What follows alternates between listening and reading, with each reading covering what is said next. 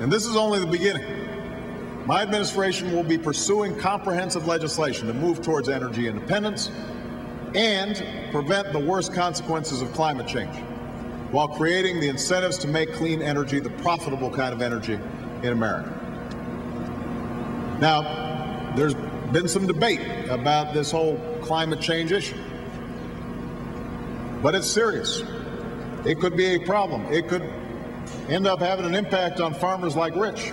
If you're starting to see temperatures rise 1%, 2%, 3%, have a profound impact on our lives. And the fact is, we place limits on pollutants like sulfur dioxide and nitrogen dioxide and other harmful emissions, but we haven't placed any limits on carbon dioxide and other greenhouse gases. It's what's called the carbon loophole.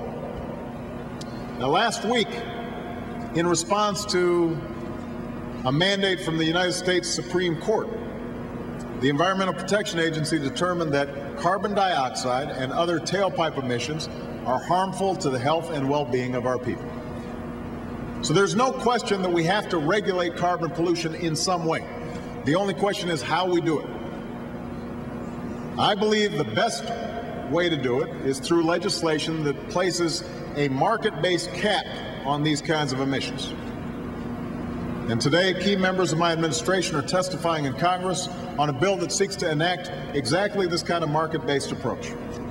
My hope is that this will be the vehicle through which we put this policy in effect. And here's how a market-based cap would work.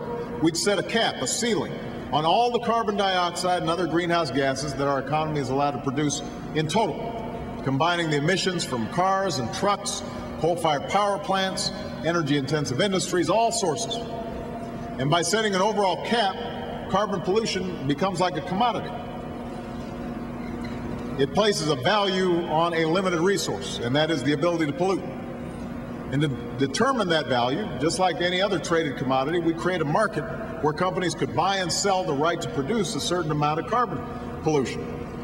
And in this way, every company can determine for itself whether it makes sense to spend the money to become cleaner or more efficient, or to spend the money on a certain amount of allowable pollution. Over time, as the cap on greenhouse gases is lowered, the commodity becomes scarcer and the price goes up. And year by year, companies and consumers would have greater incentive to invest in clean energy and energy efficiency as the price of the status quo becomes more expensive.